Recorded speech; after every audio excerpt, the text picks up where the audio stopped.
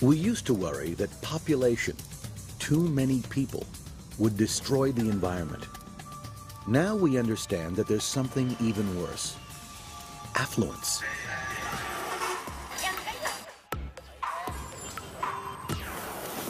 China is the world's biggest country, and as it becomes more and more affluent, it will overtake the United States to become the world's worst polluter. China uses more steel than the United States. China consumes far more grain than the United States. China, was once 1 billion poor people, but China is no longer a poor country. China may soon be the world's largest economy, with a middle class of 300 million people. All consumers reaching for the good life, shopping, buying, and even driving in record numbers. For many, it's the ultimate dream. But unless China cleans up its act, the dream could become an environmental nightmare, with a poisoned atmosphere, a world of dying forests and disappearing wildlife, flooded and baked by the searing heat of global warming. China is at a crossroads, and decisions made here will affect everyone on the planet. As the most populous country in the world, the future of China's environment will play a big role in determining the future of the world environment. Can this Asian giant pull back from the brink before it's too late? World in the Balance. China revs up, right now, on Nova.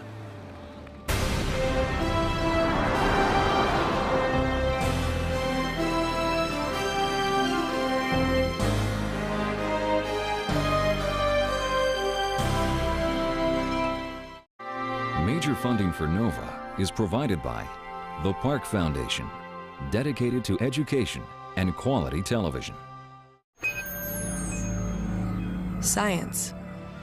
It's given us the framework to help make wireless communications clear. Sprint is proud to support Nova. We see an inventor. At Microsoft, your potential inspires us to create software that helps you reach it. Your potential, our passion. Funding for World in the Balance is provided by Marguerite and Jerry Lenfest, the John D. and Catherine T. MacArthur Foundation, the Richard and Rhoda Goldman Fund, sponsor of the Goldman Environmental Prize, and the William and Flora Hewlett Foundation. Major funding for Nova is also provided by the Corporation for Public Broadcasting and by PBS viewers like you. Thank you.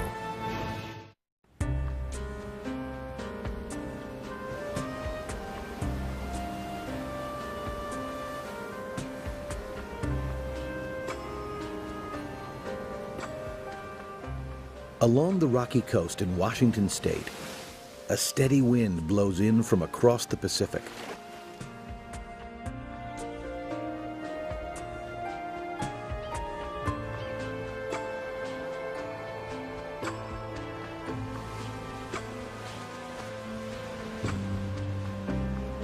Every month, Dan Jaffe comes to check the quality of the air in this remote place near the northwesternmost corner of the continental U.S. We started the station to try to understand what's the quality of the air that's blowing into the United States. And this would be the air that comes in, and then we add our own local pollutants to it. The results were surprising. He and his team expected pristine ocean winds, but their filters revealed a witch's brew of industrial poisons. A single canister like this could contain sulfur and mercury in varying concentrations, even killers like PCBs and DDT. Most of the time, the concentration of these pollutants is fairly low, but once in a while we get these large pulses of pollution that can get transported all the way across the ocean. The findings didn't seem to make sense. Air quality has been steadily improving over the last few decades. So where was the stuff in these filters coming from? To find out, Jaffe built a flying laboratory, an airplane loaded with sensitive instruments, able to sniff the prevailing winds in search of chemical clues. After dozens of flights over the ocean, Dan and his team constructed a detailed computer model that decisively fingered the culprit: China. From 3,000 miles away, its pollution was reaching West Coast cities like Los Angeles and San Francisco, cities that had already spent billions cleaning up their own air. But there's another problem that the US and China share. In America, our love affair with the automobile has helped make the US the world's biggest emitter of carbon dioxide, a greenhouse gas that's produced when anything burns. Many scientists believe that carbon dioxide in the atmosphere is causing the Earth to become overheated with dangerous and unpredictable storms. And now, China is following in America's footsteps. By the year 2030, China could match the US in carbon emissions. If so, the two countries would contribute more to global warming than all other nations combined. The United States has set the standard for high living, high energy use. We're one of the most consumptive countries in the world. And if the rest of the world emulates us, the global atmosphere is going to suffer. The world is going to suffer. China is exporting air pollution and carbon emissions. But we export our lifestyle. And China is one of our best customers.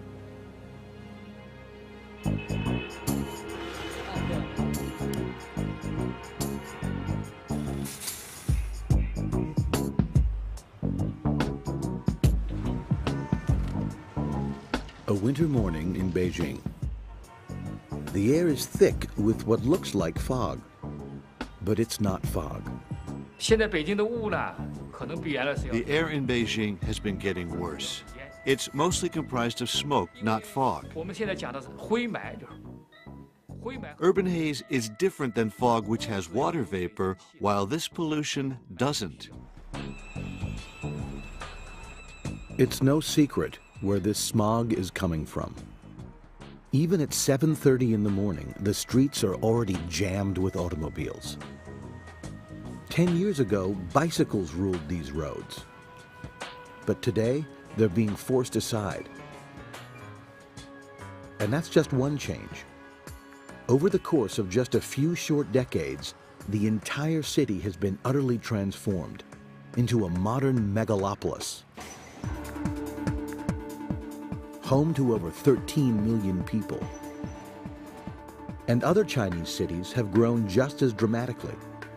In the last 2 decades, more than 100 million people have moved from the countryside into urban centers, making this the largest migration in human history.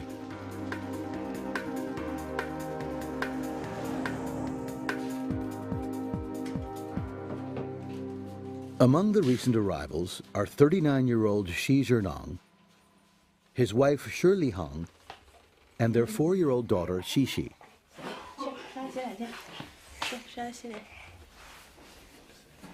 The family had been living near Xi Zhenong's provincial hometown in southwestern China. But a year ago, they decided to relocate to Beijing. They came in search of independence and opportunity, and to secure their young daughter's future. Their gamble seems to be paying off. They've just bought their first apartment, and they're living a material life that would have been out of reach even a decade ago.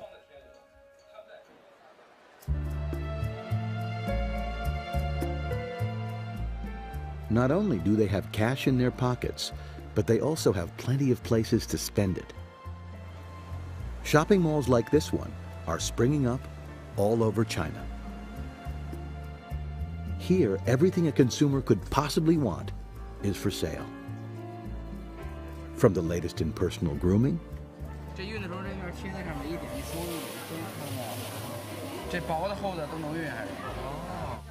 To the newest kitchen gadgets. 它这加水的目的就不出渣子了，打完之后特别细，一点渣子都没有。然后呢，拿这个刀把它放上来，把它放平，把它拧紧了。这个就一开关，你得把它放平了，拧紧了，来这么着。哎，对，把它按到底儿别关了，就没事。Rising affluence does presume that people want more and more things, and it's a conveyor belt. It doesn't stop at any finite point. Used to be that the Chinese had what they call the 5 big things they all wanted. You know, it was a radio, a sewing machine, and a bicycle. If you got those 5 big things, you know, you were considered at the top of the food chain. But now there's no limit to it. You know, after you get the car, then you want the house and the TV and the satellite dish and then to travel, and, you know, it goes on and on and on. The world has never seen a country get so rich so fast. According to the Chinese government, the economy has grown at the red-hot rate of 8% every year for more than 20 years. Average incomes have quadrupled, and energy consumption has grown even faster. China has huge reserves of coal. Coal provides 70% of the energy used to generate electricity and to forge steel for construction and manufacturing. Over the years, industries increased their output to meet demand, but without putting pollution controls in their smokestacks. 快来呀，西西！哎，热好了吗？烧，冷不冷？不冷呀。Every day, when Xi Zhenong and Shirley Hong take Xixi to school, they expose themselves and her to Beijing's toxic air. According to the UN, China is home to 7 of the world's 10 most polluted cities. And respiratory disease has become a leading killer, claiming lives at 10 times the rate found in the United States. Even on what looks like a clear day, the air contains particulate dust, sulfur, lead, carbon monoxide, and other poisons. Right now, that's the price of living in China's most economically advanced cities. I worry about my own child growing up in this city. All she can see are gray skyscrapers under the gray sky. Sometimes I think that I don't belong here. But I'm living here because I really think it is best for my family.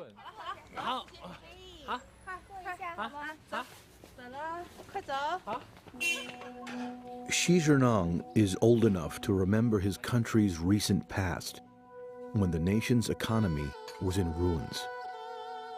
As recently as the 1970s, China was suffering the effects of one of the cruelest political experiments in history.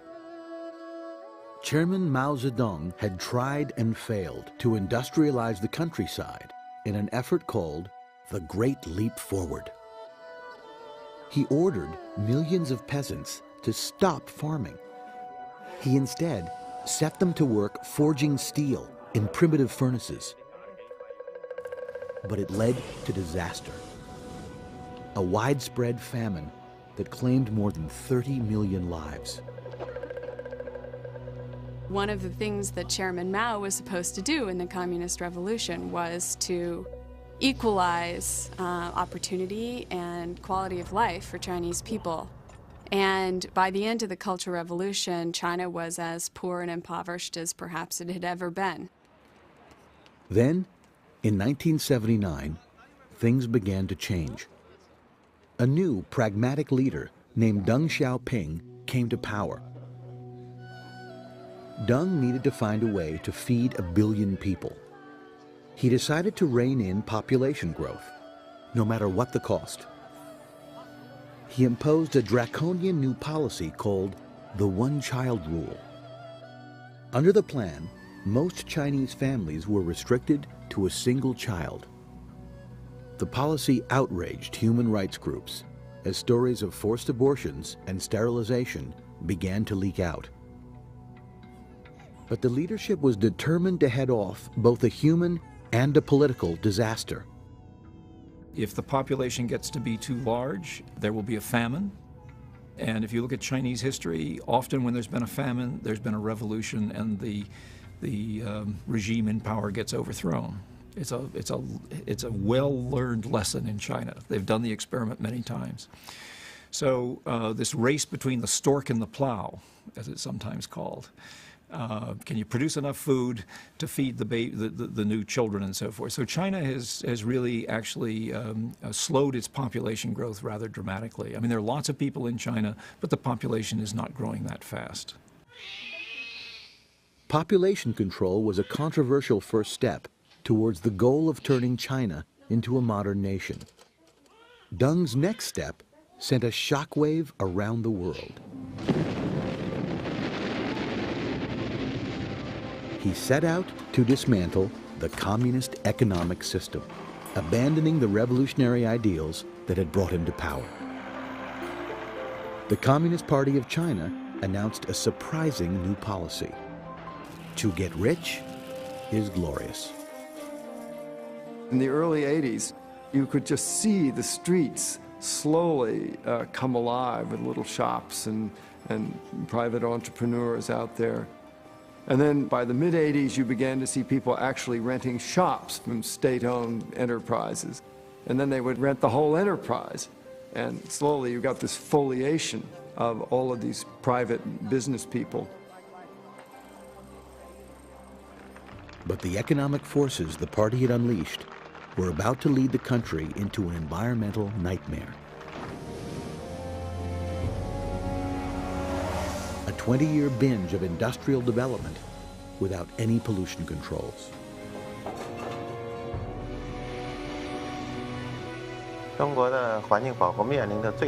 During the last 2 decades, we were monomaniacal in our pursuit of development. That twisted policy put growth ahead of all else and caused us to neglect many other problems like infrastructure, energy policy, and the environment. Today, 25 years after Deng's reforms began, China's economy is still growing faster than any other on the planet. But despite its leap into the 21st century, the country is still largely powered by a 19th century fuel. Every day, small factories like this one produce millions of coal cylinders for use in home cooking and heating stoves. The process has hardly changed for over a century. Crushed coal and water combine to make a cake-like batter. An antiquated press turns the rough mixture into circular bricks.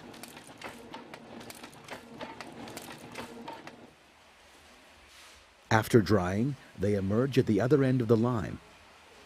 When an order comes in, a waiting messenger loads up his trike and heads out to make a delivery.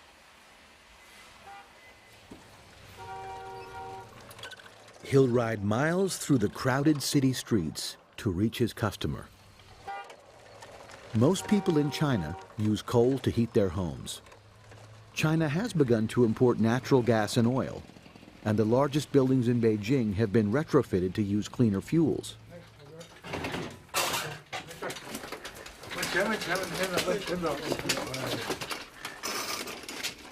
Today's customer, Mr. Wen, a retired school teacher, prefers coal because it's cheap. Just 2 loads like this one will heat his 3-room house for the entire winter for around $50. But there's a problem with this cheap source of energy. Coal is notoriously dirty. Burning it releases sulfurous smoke filled with poisonous chemicals.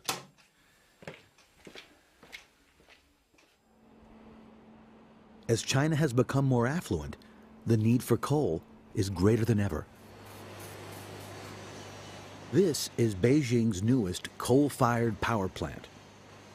It's only a few years old, but engineers are already adding a 5th turbine to meet ever-rising demand.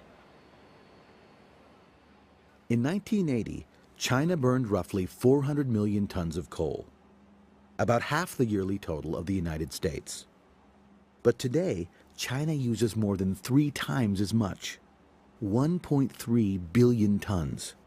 That's nearly 4 times more than India, the world's second most populous country, and 25% more than the United States, the world's biggest energy consumer.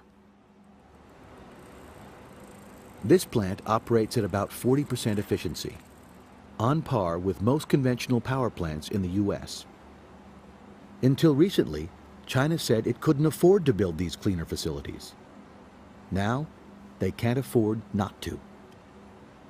The estimates of the Chinese themselves are that they're losing something in the range of 6% of their GDP to the public health costs from pollution, lost productivity, costs of health care and so on associated with pollution. They already know they have to fix it. The cost of confronting the country's legacy of pollution can be very high. This is the entrance to Capital Steel, China's third largest producer. Steel is an essential commodity. Without it, the Chinese economy would grind to a halt. Like electricity, steel production depends on coal. For decades, Capital Steel was one of the biggest polluters in Beijing, until recently. In a rare and surprising move, the government ordered the company to install costly new pollution controls and to close an aging furnace, reducing steel output by 20%. What's standing behind us now is the abandoned former #1 steel factory. At the beginning of this year, we followed the government's order to close it down because the facilities were relatively backward. It was very difficult to make this transition. Across China, the government has begun to close down factories that are too polluting, putting many people out of work. Although it's hard to predict, these closings may be a sign that China is moving into a new phase in its development, following a well-known path called the Kuznets curve.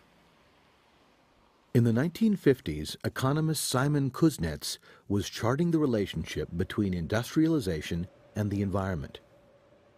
He noticed that when countries first industrialize, pollution levels rise. As the process of modernization continues, levels eventually peak and begin to decline. He theorized that rising affluence plays a role. A more well-to-do population demands a cleaner environment. When a country reaches a critical level of affluence, pollution levels drop. England, the United States, Germany, and Japan all followed this pattern. Most observers believe that China will eventually reduce industrial pollution.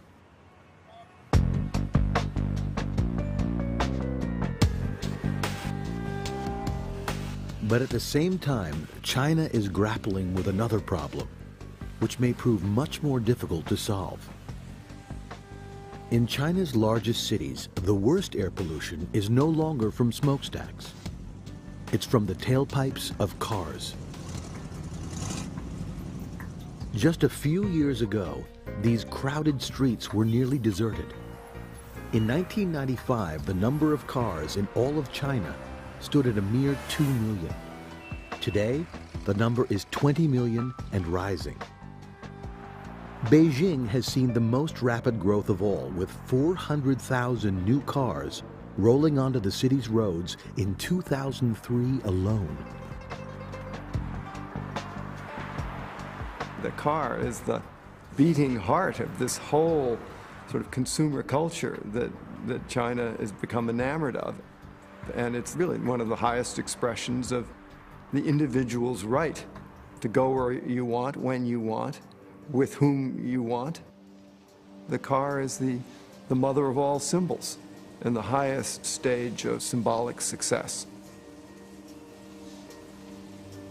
Today, it's increasingly hard to find a middle-class Chinese consumer who doesn't own or want to own a car. Xi Zhenong and Shirley Hong moved to Beijing to start their own business. He's a photographer and she's a writer. Together, they produce films about wildlife in China. 所以就很近嘛，我离它的距离就是那么2米多嘛，就2米左右嘛，是都没有2米1米多。These two are more environmentally conscious than most Chinese, but even they are talking about buying a car. Shirley Hong is the driving force behind the decision, so it's her job to shop for the family car. 你好，请问您去哪里？那个亚运村汽车交易市场。啊，好的。乘客您好，欢迎您乘坐北京出租汽车，并对我们的服务进行接收。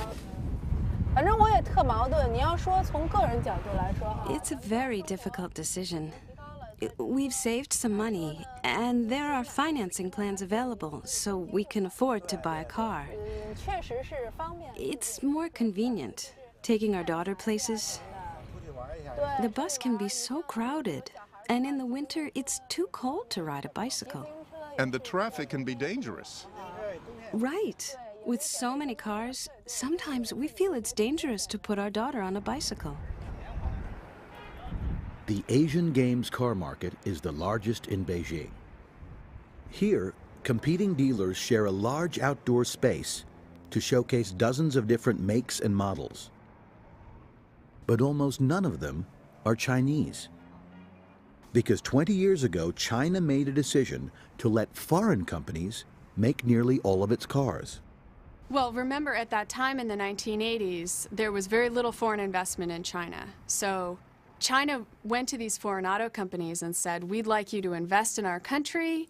We have a gigantic market of 1.2 billion people, and please come and invest. First to take the Chinese up on their offer was Beijing Jeep, a joint venture between American Motors Corporation and the Chinese government. Party officials approved of Jeep's utilitarian four-wheel drive design. Today, though, the factory is turning out something much different. Upscale SUVs that cater to a consumer market that has grown faster than anyone expected. I think the primary factor that captures the imagination is just the magnitude of the numbers. The passenger car market grew here in China about 60% last year. This year we were not expecting that rate of growth, but it looks like we may get up to 80% this year. Others, including Volkswagen, Ford, Suzuki, Toyota, and the world's largest automaker, General Motors, have since followed. All are hoping that China will take to cars like other affluent nations have. We believe that China will absorb almost 20% of the entire world's growth in vehicles over the next 10 years. And somewhere around the turn of the quarter century, China will probably pass the U.S. as the world's largest auto market. Hello. Hello. Are you looking for a Jetta? Yes, I'm looking at the price. It sells for 120,000 yuan. It's the top of the line with a manual shift. How does it conform to environmental standards? All Jettas conform to the Euro 2 emission standard. This Volkswagen is a Chinese-built car, for sale only in China. The car looks as stylish and well-built as any American or European model, but looks can be deceiving. Under the hood lurks a dirty little secret. The Euro 2 emission standard, a proud selling point for the salesman, is actually 10 years out of date. Today, Europe conforms to a much cleaner standard called Euro 5, and American standards are even tougher. Well, Chinese cars are just much more polluting than U.S. or European cars, and that's because they don't have the same emissions control equipment that U.S. or European or Japanese cars have. A Chinese car would never meet emissions control standards in the United States or Europe because the equipment in the Chinese cars is fairly antiquated. The Chinese were determined to learn how to build cars, and protecting the environment was not a priority. When the partnership deals were negotiated, the government failed to impose state-of-the-art environmental standards, and the car makers didn't insist. In terms of a foreign company doing business here within China, we work within the framework and within the regulations. I've been very satisfied with the partnership that we see between the foreign joint ventures here and the Chinese government.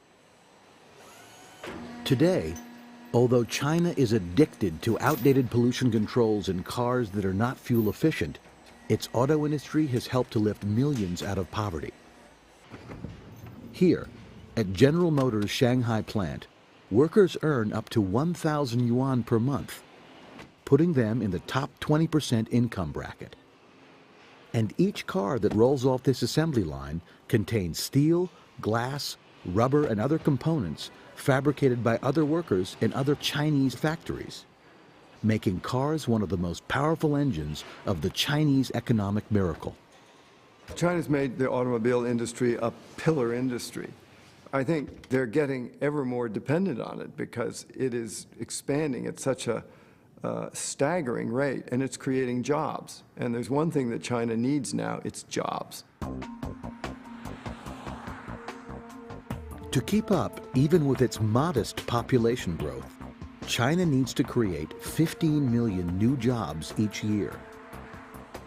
By some estimates, the auto industry and related businesses employ 7% of the country's private sector workforce, providing a living for tens of millions of people. Few consumers are pressing for more effective pollution controls that could raise the price of cars, and the government doesn't want to do anything that could slow down sales and cost the country jobs. The challenge of jobs and employment, I think, is one of the biggest headaches for the Chinese government. In fact, it's their biggest nightmare. They're so concerned about social stability, avoiding chaos, keeping the system together. You have in the cities tens of millions of former state workers now losing their jobs, very resentful.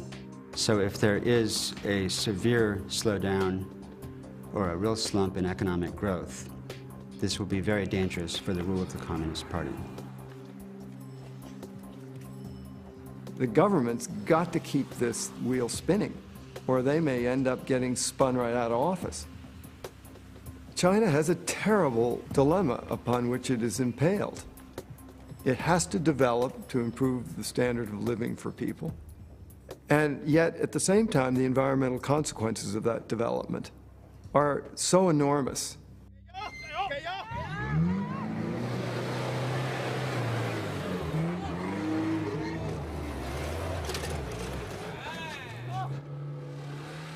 Every month, Beijing's 4x4 Club welcomes new members. Today, a half a dozen rookies are learning how to gun 3 tons of Jeep up a vertical embankment. 咱们就上车，能开的咱们就开。如果你觉得你开不了，你在旁边等我一会儿。千万得记住啊，用4轮驱动的，最好用低速。 Chinese consumers appear to be taking to gas-guzzling SUVs much as Americans have, without much concern about the environmental consequences. When we look at the SUV market in the U.S., I think the market share is about 20 to 25% of the total market. Here within China, the SUV segment is just beginning to expand. We see the SUV segment over the next 5 to 10 years more than doubling from the point we are today. If there were as many cars per person in China as there are today in the United States, China would have 800 million plus cars, which is 4 times more than we have in the United States today. In the year 2000, the Chinese government used its absolute authority to ban leaded gasoline in a single stroke. The government could act just as decisively with emission standards, but so far it is taking a gradual approach. But even the strictest standards cannot prevent an internal combustion engine from producing carbon dioxide as a byproduct of burning gasoline. And that means that China, considered the #2 contributor to global warming, could become #1. 20到2030年期间。 We estimate that between 2020 and 2030, China's emission of carbon dioxide will probably increase greatly. By then, it will be hard to tell who is the largest emitter, China or the United States. China's economic miracle can only be sustained if it expands beyond cities to include the vast rural countryside.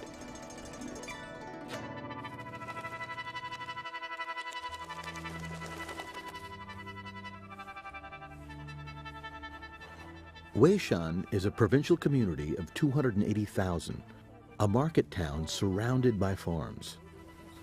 It's where Xi Jinping was born.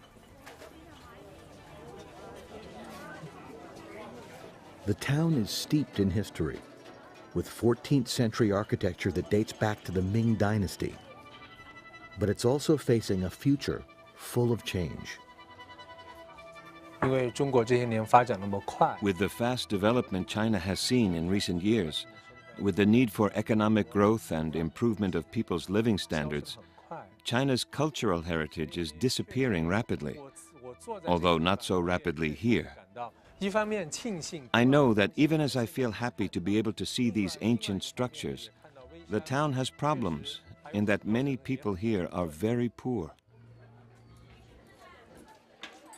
In rural China, hundreds of millions of people lack basic conveniences, like indoor plumbing, and in some places, electricity. But the consumer culture is slowly making inroads here. The government, in part, is relying on what we used to call trickle-down economics, that if some parts of the country get a lot richer and some people get rich and invest, that the benefits will trickle down to the rest of the people. Improving the rural economy is vitally important to the entire country. Some 800 million people live in China's heartland. Increasing the disposable income in the pockets of so many people would not only lift them out of poverty, it would be a powerful stimulus to propel the nation's economy into the future.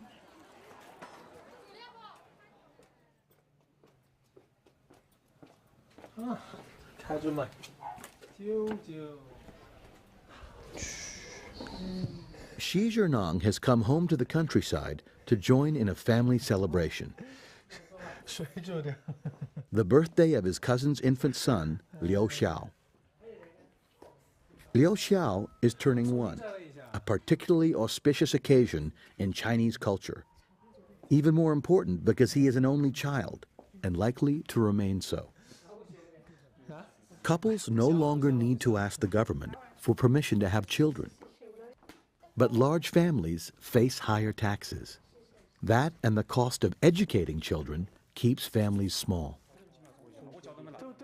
I think even in rural villages, some of the poorer families that maybe 10 years ago had 4 or 5 children are now discovering they can't afford to school their children. And so while some may prefer to have 2 and there's still some preference to have a son, many families are accepting quite willingly that they will have 1 child.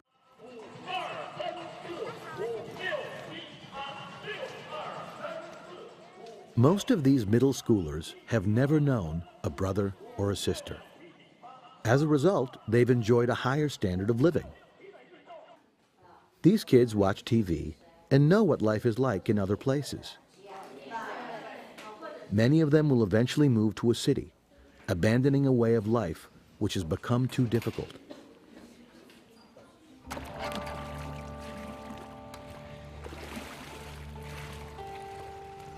The life of a Chinese farmer has always been marginal and will continue to be for those who choose to stay on the land. For thousands of years, farming has been the mainstay of rural China. Nestled in the valleys around Weishan, in southern Yunnan province, lies some of the most productive cropland in Asia. But like most of the farmland in China, there's just not enough of it. Though home to 25% of the world's population, China has only 7% of the world's arable land. And it's been pushed to the breaking point. Every available acre has been put under cultivation. Even steep hillsides have been carved into terraces and farmed. Right now, too much of rural China is being farmed. and it's being farmed very inefficiently, without producing much benefit for the people who live on the land. A typical family farm is less than an acre in size, large enough to provide food and possibly a small surplus to sell at Weishan's weekly market, but little else. The average cash income for peasants like this is less than $25 a month, and it's getting hard to grow even enough food to make that tiny amount. Between 1998 and 2003, grain production fell from 392 million tons to 326 million tons. This drop of 66 million tons is greater than the grain harvest of Canada, for example. One of the reasons was because of spreading water shortages. China has limited freshwater reserves. As the country has grown more affluent, cities and industry have claimed water once used for agriculture. Farmers are facing a tough new reality. 1,000 tons of water used for irrigation yields crops worth about $200. But the same 1,000 tons of water used in manufacturing produces goods worth a total of $14,000. And as weather patterns change, perhaps as a result of global warming, China is becoming drier, aggravating its water shortage. The water problem will be much more serious if the climate keeps changing and becomes drier.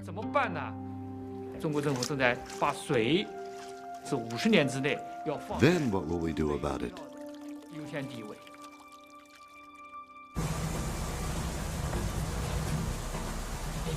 Chinese farmers are used to taking a beating from nature. In 1998, a devastating flood struck the Yangtze River Valley. During the summer months, unusually heavy rains saturated the region. The Yangtze rose by more than 20 feet and stayed that way for weeks. It's ironic, but the same farmers who suffered from the disaster may have caused it by stripping the hills of trees in order to grow crops. Trees absorb water and reduce runoff. But when the rains came, there was nothing to prevent torrents of water from pouring straight into the river basin. By the time the flood receded, thousands had died and millions had been left homeless.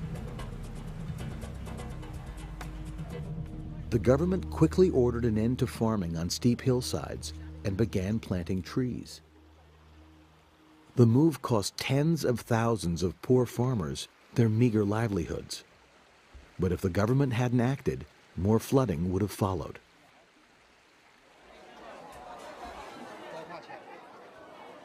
At the same time that crop yields are shrinking, China needs more food than ever because rising affluence has led to a richer diet.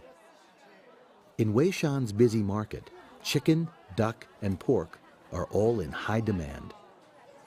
Meat consumption has risen by 400% in the last 20 years. To meet this increased demand for food, China has begun to turn to world markets. I think within the next 2 years, there will be a long line of ships stretching from the United States across the Pacific to China, loaded with grain, probably with 2 or 3 ships leaving every day. And this will be a new link between the two countries. To pay for imports, the country will need to create hundreds of millions of high-quality jobs. Farming is not going to provide the jobs for the future. New industries are the only way out. The good side is that as villagers have more money and more industry, they will stop ravaging the land so much. On the other hand, all the problems, the environmental problems of consumption and production will multiply very fast. Energy use will go up, pollution in some ways will go up. Xi Jinping and his family hope to see prosperity come to the countryside for the better life it will offer to Liu Xiao and his generation. Everyone has the right to seek a better life. Why should people in the country live in the past?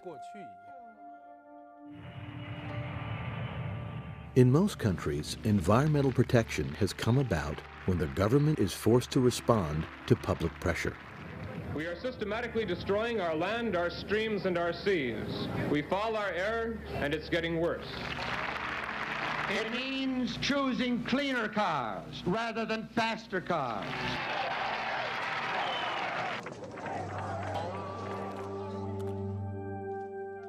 China has an environmental movement mostly made up of students, but it's rather small and timid. For all its economic advances, China is still ruled by the Communist Party, with limited tolerance for dissent.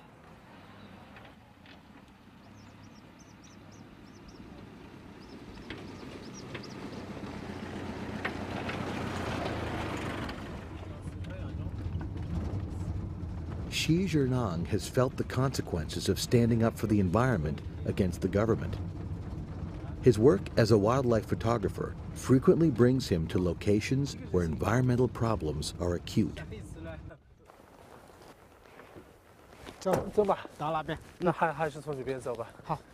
Today, he's in the Wanglong Forest Preserve, China's oldest protected area. He and his guide are hiking up to 10,000 feet. They're looking for the golden snub-nosed monkey, a threatened species found only in China.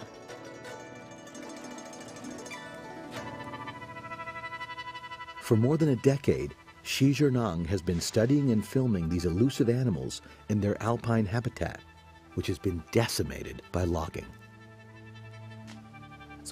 In 1992, when I started filming golden snub-nosed monkeys in Yunnan,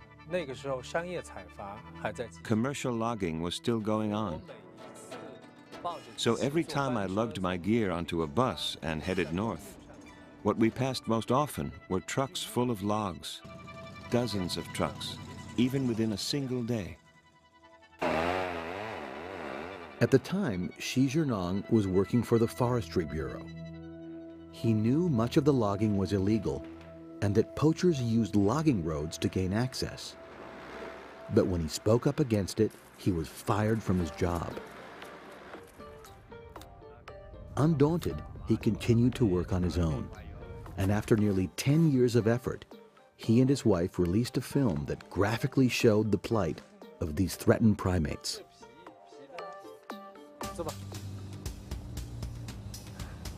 The local authorities were shamed into cracking down. It was one of the first incidents where a public outcry and media coverage succeeded in safeguarding the environment. And Xi Jinping hopes it is a sign of things to come. Recently, the government has begun paying attention to this problem, and the Chinese mass media has played a crucial role. More and more people are starting to pay attention to the environment. But even as China is beginning to see the light on the environment, some policymakers question whether a nation in the throes of new development should be held to the same standards as the industrialized countries, especially when it comes to carbon emissions and global warming. What people too easily forget is that the great bulk of the problem up until now was caused by the industrialization of the countries that are now rich, the United States, Japan, Europe. And now we're saying to the developing countries, gee, we're terribly sorry, we used up the ability of the atmosphere to hold carbon dioxide, so you can't put any more in. This is not a welcome position.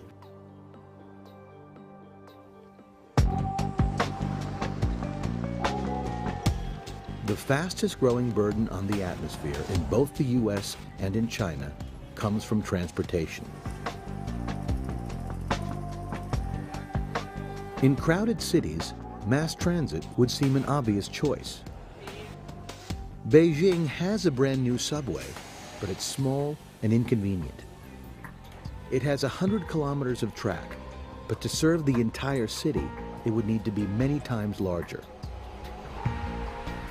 But there's little public interest in mass transportation. China has fallen in love with cars. And even though the Chinese government has yet to mandate such basics as fuel economy standards, there is already talk of leapfrogging the technologies of the past. We don't want to follow the old path taken by the advanced countries, in which traditional gas-powered cars dominate the market. Therefore, the government has attached great importance on developing new power systems, especially innovations such as fuel cells, and on having an impact within the auto industry. Let me say a few words about how this car works. It's a high wire. High means hydrogen. It's powered by a hydrogen fuel cell. Wire means drive-by wire. All controls such as steering, turning, and accelerating are executed electronically. Okay. Ready? In Beijing, General Motors is showing off its hydrogen-powered concept car. Highwire has no internal combustion engine. The auto is powered by a fuel cell, a device that uses hydrogen to generate electricity. It doesn't require a drop of gasoline. The only emission is water, pure enough to drink. But no one knows where the hydrogen will come from. It can be made from water, but the process requires a lot of energy. It can also be extracted from coal, but that releases carbon and leads to global warming. General Motors in the U.S. has spent more than $1 billion so far to develop this new technology, and there's no end in sight.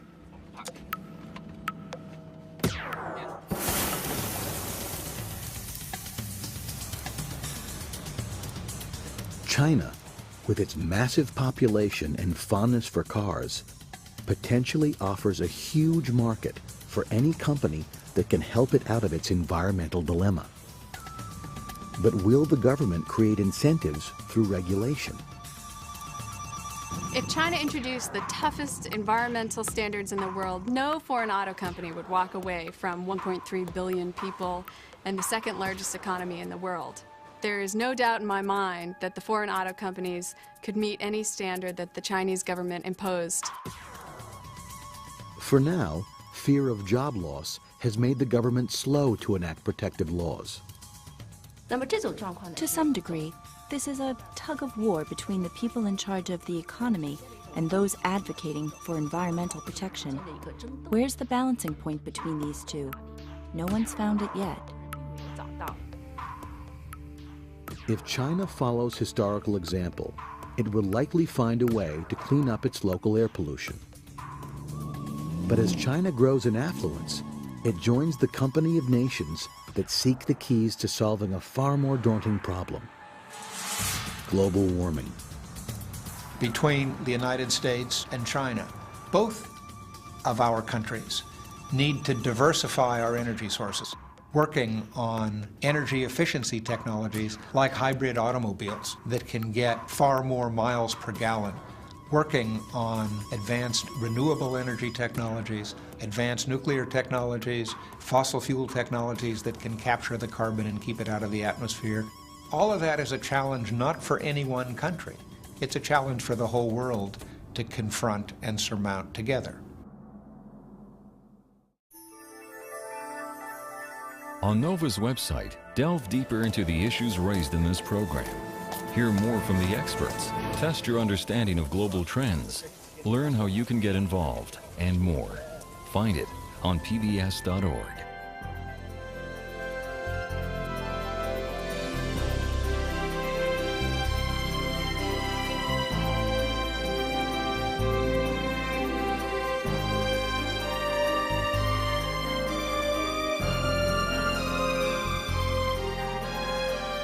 To order this show or any other NOVA program for $19.95 plus shipping and handling, call WGBH Boston Video at 1-800-255-9424.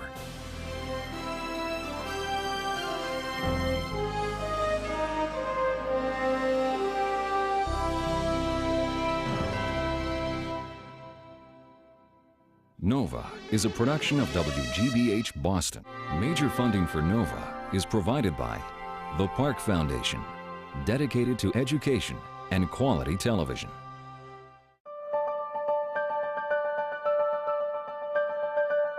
We see Teacher of the Year. We see kids reaching their potential. It's what inspires us to create software that helps you reach yours. Science. It's given us the framework to help make wireless communications clear. Sprint is proud to support Nova. Funding for World in the Balance is provided by Marguerite and Jerry Lenfest, the John D. and Catherine T. MacArthur Foundation, the Richard and Rhoda Goldman Fund, sponsor of the Goldman Environmental Prize, and the William and Flora Hewlett Foundation. Major funding for Nova is also provided by the Corporation for Public Broadcasting and by PBS viewers like you. Thank you.